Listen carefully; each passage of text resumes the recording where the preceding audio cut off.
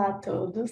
Vamos então iniciar a segunda parte do treinamento de cannabis medicinal fornecido pela CB Pharma, agora um pouco mais clínico. Recomendo que vocês peguem caneta, papel para anotar as informações mais importantes, peguem uma água, um café e vamos começar. Então, nessa segunda parte do treinamento, a gente vai falar um pouco sobre a cannabis na prática clínica, a escolha do produto adequado, as vias de administração, a segurança do uso, efeitos adversos e o uso com cautela e contraindicações. Falando um pouco da cannabis na prática clínica, então hoje a gente sabe que cada vez mais estudos vêm demonstrado o potencial terapêutico da cannabis medicinal nas mais diversas condições clínicas.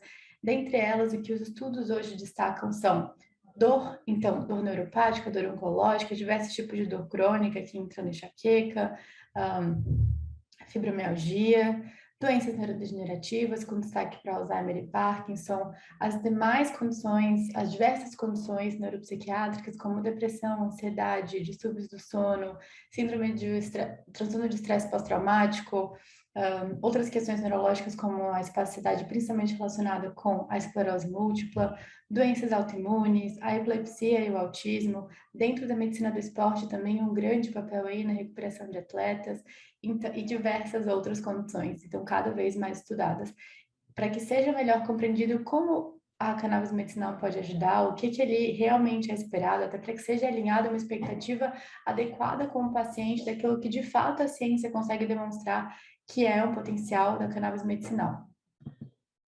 Então, hoje, quando a gente fala de evidências científicas, esses aqui são números que foram retirados da plataforma Cannakis, que hoje é a principal plataforma de estudo científico que realiza uma curadoria de estudos científicos envolvendo a cannabis medicinal.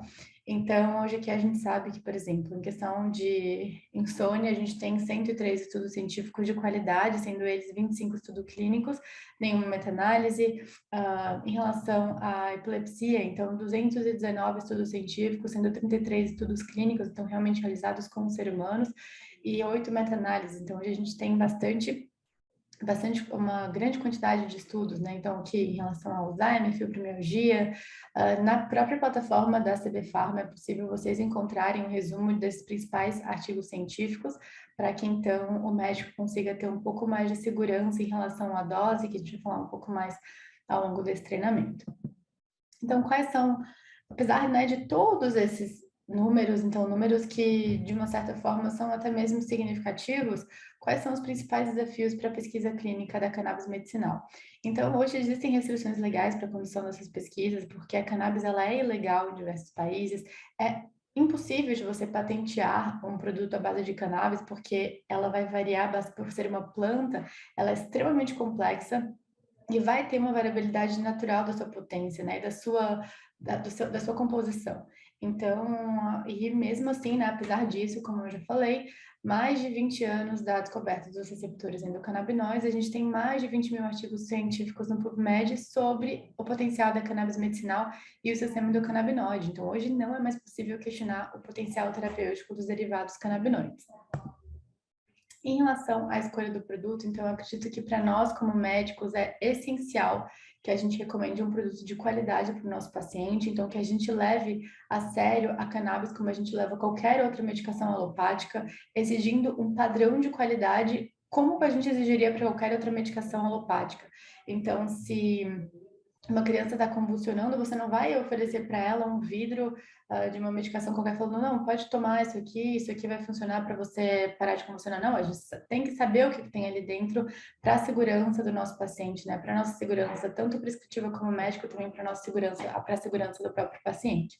Então, em relação à escolha do produto, a gente tem que exigir o básico, e eu falo isso, parece que é óbvio, mas vocês vão perceber dentro da prática clínica de vocês, muitos pacientes chegam com olhos que não têm nenhuma informação, principalmente porque eles não têm o conhecimento que é possível a obtenção desse óleo de forma segura e legal no Brasil, eles acabam obtendo óleo de forma ilegal, sendo que muitas vezes a gente não tem noção do que tem ali dentro daquele óleo. O que eu comprei aqui, eu atendo presencial em Florianópolis, e o que eu comprei aqui, que eu posso depois passar o link para vocês, posso perguntar se tem como colocar o link aqui na descrição do vídeo, é um Reaja, em que a gente consegue avaliar se aquele produto ele de fato tem CBD e THC. porque muitas vezes o paciente chega até mesmo com óleo que comprou fora do Brasil, que também não é um indicativo necessariamente que aquele óleo ali é de qualidade, considerando que até mesmo ano passado o FDA na Califórnia baniu mais de 20% das empresas que produziam óleos ricos em CBD, porque na verdade eles não têm CBD, não tinham, né, CBD no caso, então não é porque o óleo é de fora do Brasil que é um óleo que tem qualidade. E, enfim, aqui no Brasil, aqui em Florianópolis eu testo o óleo dos pacientes com esse reagente e muitas vezes o paciente chega com óleo e fala: eu tô usando esse óleo aqui que é rico em CBD, não tô fazendo nenhum efeito, eu testo na frente do paciente e é bem comum o óleo não ter CBD, ou então o óleo ser rico em THC, ou até mesmo o óleo não ter nada, tá? Então, é essencial que a gente exija uma padronização para a qualidade, para a gente conseguir avaliar a qualidade dos produtos em que a gente está prescrevendo à base de cannabis. Então, aqui o básico, né? Dentro do rótulo, a gente tem que avaliar o nome, o nome do fabricante, do distribuidor, o número do lote, a validade, quantos ml tem naquele frasco, a concentração dos principais fitocannabinoides por frasco, por ml, por gotas. Em relação às gotas, isso é interessante porque, diferente da grande parte das medicações alopáticas, por conta da viscosidade do óleo variar bastante, até mesmo dependendo da temperatura, a quantidade de gotas por ml pode variar ali até de 18 a 42 gotas por ml. Então, para que a gente consiga determinar de fato quanto aquele paciente está usando, é importante que a gente entenda essa conversão de gotas por ml que vai variar de produto para produto. É também muito importante a gente entender se esse produto ele vai ser isolado, full spectrum ou broad spectrum, e entender a composição desse produto, né? Então, a grande maioria dos produtos ele vai ser composto de um óleo, né? Então, o óleo geralmente é o MCT, que é o Medium Chain Triglyceride, que é um triglicerídeo de cadeia média, que é derivado do óleo do coco, então às vezes é o próprio óleo de coco, ou então é um azeite de oliva, ou então óleo de semente de uva, com o CBD ou com o CBD e o THC, mais a planta, né? Como a cannabis ela é lipossolúvel, ela geralmente é veiculada dessa forma. É importante a gente tomar cuidado com óleos que são veiculados com óleos transgênicos, então, por exemplo, óleo de milho, que não faz nenhum sentido a gente querer usar um óleo de cannabis medicinal que tem uma propriedade anti-inflamatória, sendo que é associado com óleo inflamatório como óleo de milho. Então, não faz muito sentido essa combinação, mas é uma combinação mais barata, então também pode ser encontrada. E cabe a nós, como médicos, saber orientar o paciente. Esse certificado de GMP é muito importante, que é o Good Manufacturing Practice. É um certificado de boas práticas de manufatura mesmo para produtos de farmácia, dentro da farmacêutica. Então, isso é muito importante também de exigir esse certificado por parte das empresas. Isso aqui talvez seja o mais importante de nós, como médico, saber antes de prescrever um produto específico à base de cannabis. Então, tanto como médico como paciente, é essencial que a gente exija esse certificado de análise para garantir que a gente não está fazendo uso de um produto intoxicado, né, contaminado. Então, esse certificado de análise a gente consegue avaliar o quanto de faso tem dos principais fitocannabinoides, se tem alguma contaminação por solventes residuais, por diversos tipos de micróbios, por pesticidas, por metais pesados, por micotoxinas, né? Então, toxinas fúngicas, quanto de terpenos e os principais terpenos que tem nesse produto. Então, tudo isso é muito, muito importante que a gente consiga verificar antes de prescrever um óleo para um paciente, para que, de novo, a gente não coloque o risco, a vida do paciente, a saúde do paciente em risco. Em relação ao via de administração, a gente usa a via de administração oral sublingual. Aqui no Brasil é permitido com que a gente prescreva a forma tópica e a forma oral, né, que na verdade é feita oral sublingual, que é o que faz mais sentido, vou explicar para vocês por quê. Fora do Brasil, em alguns países, é possível você prescrever a forma inalada vaporizada, mas aqui no Brasil ainda não é possível. Então, fala um pouquinho das vias de administração. Por que que a gente administra a via oral sublingual? Principalmente porque dentro da via oral sublingual a gente tem um início de ação relativamente rápido, então ele em média de 15 minutos. Ele vai fazer o seu pico plasmático entre 2 a 4 horas e vai ter essa duração dos efeitos de 6 a 8 horas. Alguns estudos, dependendo da velocidade de metabolismo individual de cada pessoa para cannabis, pode até variar, pode até durar 12 horas, então essa meia-vida desse produto. Então, desculpa, até a duração dos efeitos, né, até mesmo 12 horas, dependendo da metabolização individual de cada um, da cannabis medicinal. Então, a gente consegue fazer uma posologia bem mais fácil, então, de uma a 4 vezes por dia você consegue fazer uma posologia adequada para esse paciente, fazendo uso da via oral sublingual.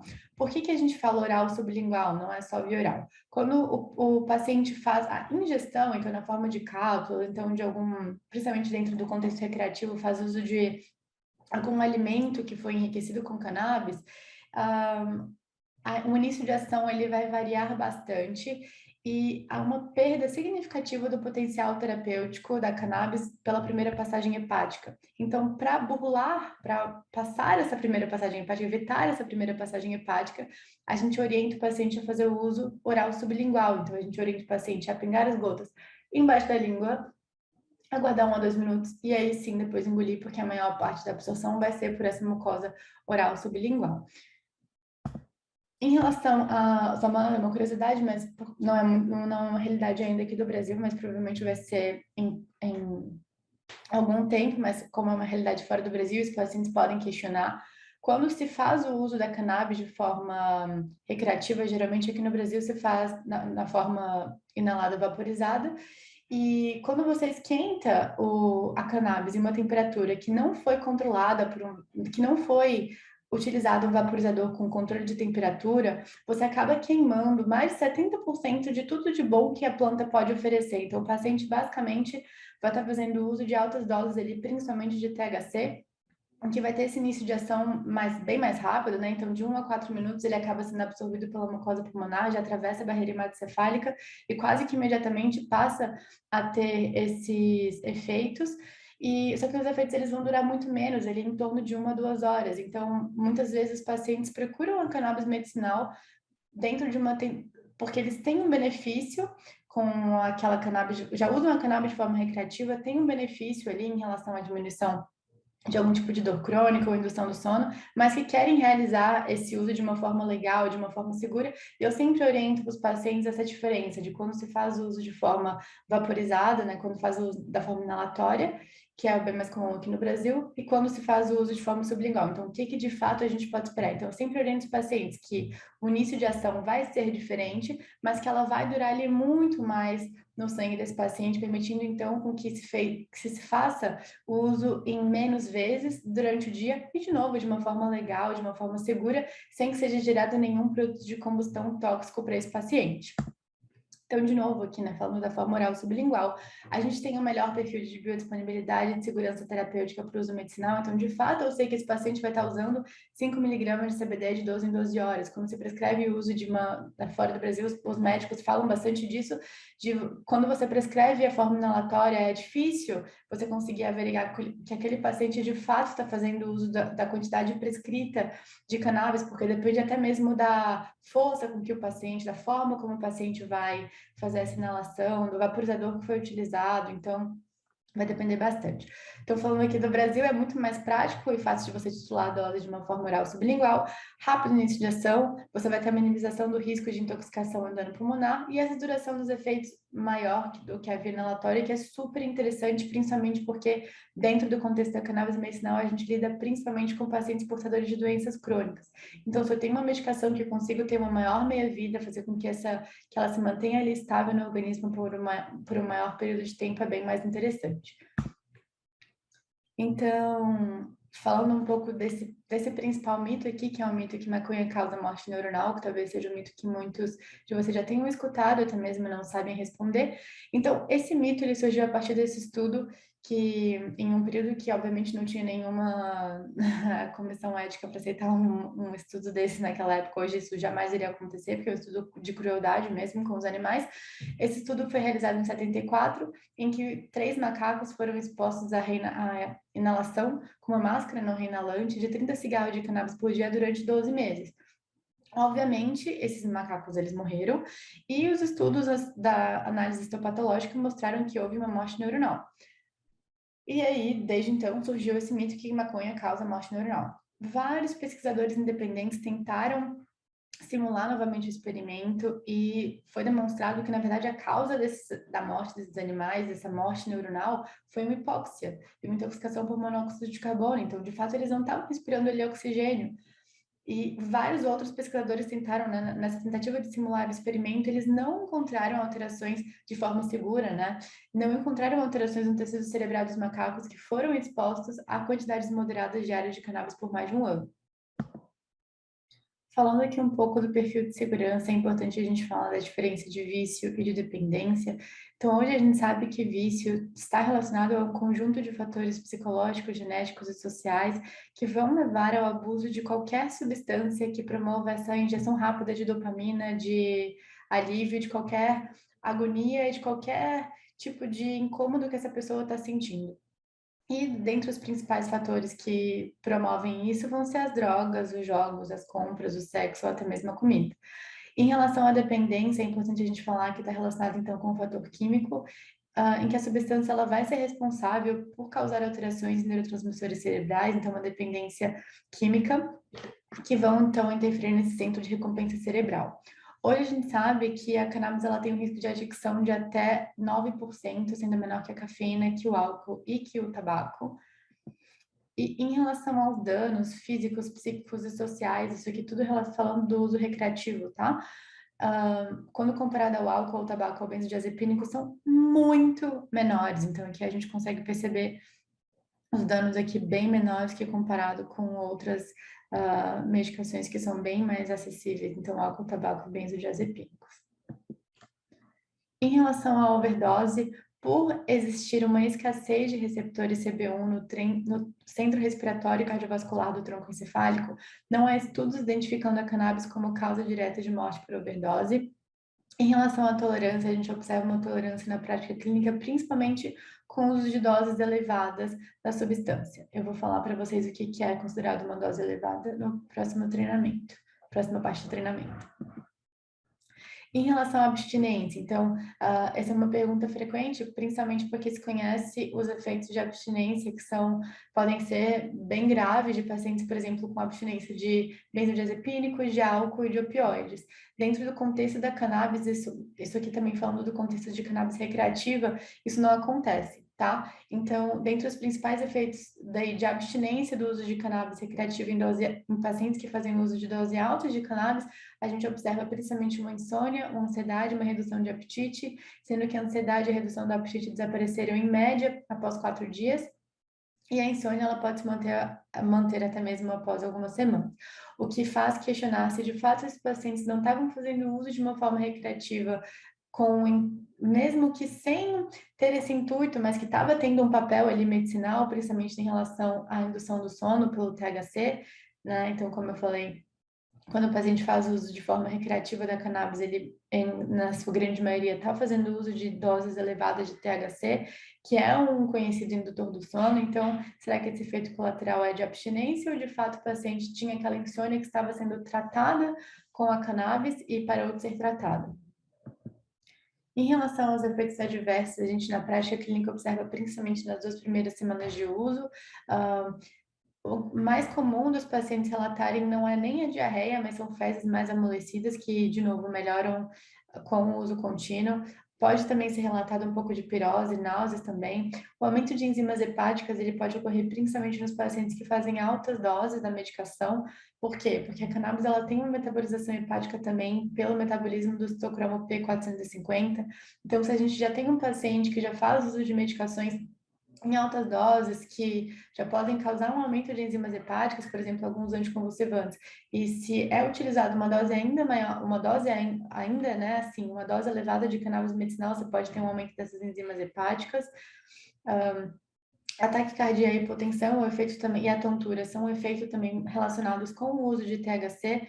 O THC, ele é um vasodilatador. Por você ter essa vasodilatação, você tem uma hipotensão que que vai ter, então, né, como mecanismo compensatório, uma taquicardia, e o paciente, por conta dessa hipotensão, pode experienciar essa tontura. Em relação a isso, eu vou falar um pouco mais para vocês como que a gente pode rastrear, então, o perfil de risco desses pacientes para qualquer tipo de efeito colateral e como orientar os pacientes a proceder caso isso aconteça. A sonolência, que pode ser um efeito colateral tanto do uso de CBD quanto do uso de THC, é por isso que faz sentido, principalmente caso o paciente tenha um pouco de insegurança em fazer uso da cannabis medicinal, começar a fazer o uso dele à noite, porque caso tenha uma sonolência, não vai ser um efeito maléfico, então o paciente de fato vai dormir durante a noite, isso vai ser uma coisa boa. E sempre começar com uma dose baixa pela manhã, para que o paciente consiga perceber, então, qual que vai ser a dose para ele, que vai causar sonolência pela manhã. E a boca seca também pode ser um dos efeitos colaterais, principalmente relacionado com o uso de óleos que são de produtos que tenham maior quantidade de THC. Então, em relação aos efeitos adversos, existem alguns fatores que podem predispor a eles, a idade, então, principalmente com idade mais avançada, paciente que tem, por exemplo, diversas comorbidades cardiovasculares, seria um paciente que a gente tem que ter um pouco mais de cuidado, o idoso, com já um idoso que já tem várias doenças cardiovasculares, com um metabolismo mais sensível, a gente tem que ter um pouco mais de cuidado, então, em relação ao uso do THC, por conta desse possível efeito adverso de hipotensão, taquicardia e tontura. Então, por exemplo, se se faz uso de um óleo que tem uma maior quantidade de THC para um idoso, fazer com um pouco mais de cuidado, de novo, começar com uma dose bem baixinha, ir aumentando aos poucos, eu vou falar para vocês isso mais na terceira parte do treinamento, mas ter um espaçamento maior em que vai ser feito um aumento dessa dose, orientar o paciente, então, por exemplo, ela vai fazer o uso durante a noite, se tiver vontade de acordar no meio da noite para fazer xixi, orientar o paciente, os familiares, a realmente primeiro sentar na cama e depois levantar para ir no banheiro, para que não tenha nenhum tipo de risco de queda. A gente tem que ter um pouco de cuidado também em relação às comorbidades psiquiátricas, principalmente aquelas que estão descontroladas, e as comorbidades hepáticas, principalmente se o paciente já tem um aumento das enzimas hepáticas por alguma condição dele de base, e se vai ser necessário fazer uso de uma alta dose da cannabis medicinal. Histórico de abuso de substâncias também é interessante da gente conhecer para triar o perfil mesmo desse paciente, entender um pouco mais o que a gente pode esperar desse tratamento. De novo, né, também triar em relação ao histórico familiar de doenças psiquiátricas, especialmente a pergunta esquizofrenia, bipolar e borderline. Por quê? Porque o THC, esses pacientes eles podem ser mais sensíveis ao THC. O CBD em altas doses, ele tem um efeito antipsicótico, mas o THC não. O THC em altas doses, ele pode induzir a ansiedade, ele pode ser ansiogênico para algumas pessoas, então é importante a gente triar esse paciente em relação a esse histórico. Perguntar também em relação ao contato prévio com cannabis, isso é essencial para que, de novo, a gente consiga entender a sensibilidade do paciente ao THC. Então, eu sempre pergunto, já experimentou maconha alguma vez na vida? Quando os pacientes respondem que sim, tudo bem. Como que foi? Foi bom, não foi bom? Aí fala, foi bom, então tudo bem. Falar, eu já fumei durante muito tempo, mas foi ruim. Comecei a ficar paranoico,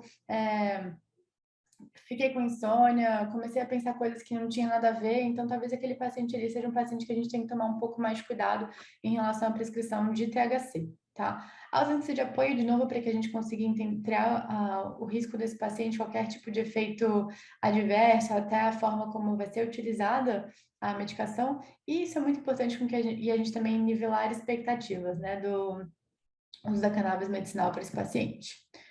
Uso com cautela, como eu falei. Então, o histórico de dependência química, de transtornos psiquiátricos não tratados, lembrando que a cannabis medicinal ela pode potencializar o uso de algumas substâncias com ação no sistema nervoso central, principalmente indutores de sono. Então, conversar com o paciente, né? Por isso que sempre a gente começa com uma dose bem baixinha e vai aumentando aos poucos, para que o paciente não tenha nenhum tipo de efeito colateral desconfortável, né, a ponto de que ele fique preocupado, a ponto de procurar um médico desesperado que não sabe o que está acontecendo. Tudo isso tem que ser muito bem conversado com o paciente, e o que faz mais sentido é a gente começar com uma dose baixinha e aumentando aos poucos, de acordo com a resposta do paciente.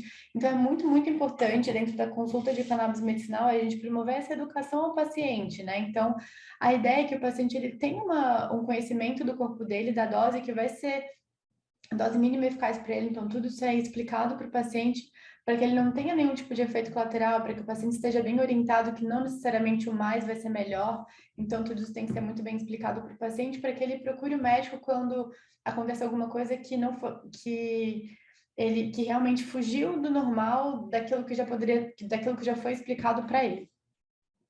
E em relação às contraindicações, hoje não existem contraindicações absolutas em relação ao uso da cannabis medicinal. As contraindicações relativas, mas que acaba sendo um consenso dentro da grande maioria dos médicos, é não utilizar cannabis medicinal no período da gestação e da amamentação. Por quê? quantidades de CBD e de THC são encontradas, mesmo que pequenas, no leite materno. E em relação à gestação, a gente sabe que a cannabis ela atravessa a barreira placentária e não se sabe o efeito da cannabis no desenvolvimento cerebral do bebê, né? Então, pela dúvida, pela falta de estudos de qualidade, apesar de existirem várias questões relacionadas com isso, porque realmente é muito difícil você realizar um estudo de qualidade nessa população, a gente não prescreve, né? Então, pela falta de segurança nesse caso, a gente não prescreve para evitar qualquer tipo de complicação. Então, aqui finalizamos a segunda parte do treinamento.